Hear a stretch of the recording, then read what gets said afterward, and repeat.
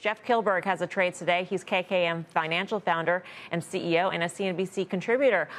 Jeff, in the after-hours session on the back of Alphabet, we saw Meta get a nice pop. It faded today. What's the setup here?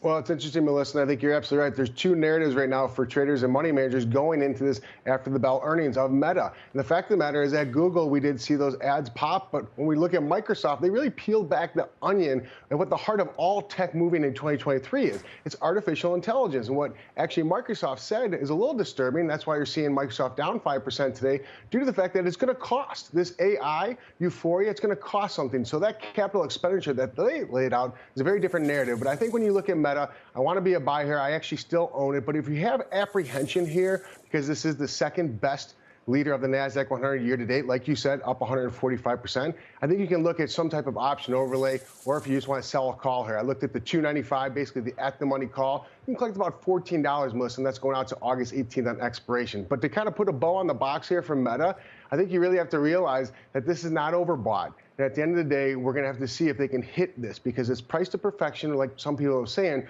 But I do believe in the Zuckerberg. I think you remember I bought this IPO at $38 a long, long time ago. So I am a believer in the hoodie, but you have to trade around this name. All right, let's move on to Chipotle, the fast casual chain up 50% this year, hitting an all-time high last week as the company continues to maintain pricing power. Analysts listening for menu price hikes, any labor and commodity issues, and improvements in traffic trends.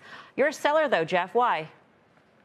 Well, are you familiar with their barbacoa, their flavor of meat? It's just a little too spicy for me, Melissa. And I think that's what's happening here. If you look at just the dramatic move higher in the stock from its IPO, right? It's up over 4,000%. But I think, again, when you talk about, there's potential a stock split, and that's always a unique reaction. But I think when you talked about the projected revenue of $2.53 billion, that's a 14% year-over-year growth. So again, I want to use options to protect it. I want to sell the at-the-money, call it the 2090 strike, and I think you can collect about $84. But again, when you talk about implied volatility, going into this earnings at 37.5%, I think you do see a lot of momentum in the stock still above the 50-day moving average. So I am cautious here, but if you don't own this stock, I don't see how you buy it here, Melissa, after being 50% year to date. All right, we do have a quick programming note. Chipotle CEO Brian Niccol will join Jim Cramer on Mad Money tonight after the results cross.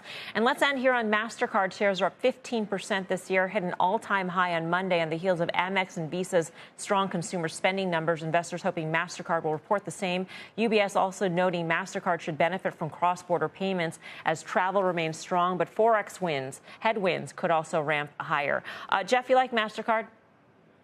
I do like MasterCard. I actually own Visa. I do not own MasterCard, but I'm thinking of implementing it. I think you hit the nail on the head, Melissa. When you talk about those cross-border revenues, they're just talking about international fees, which are much more lucrative. So if it does stay in the wake of Visa, you are going to see those international fees come into play. But I think with a forward PE ratio of 33 times versus Visa just at 27 times, it looks a little more expensive. But pick your metric, Melissa. If it's a 1 year, year-to-date, 3 year, 5 year, we have seen MasterCard, which is 30% smaller than Visa, outperform. So I think there's an opportunity here at this earnings to buy it.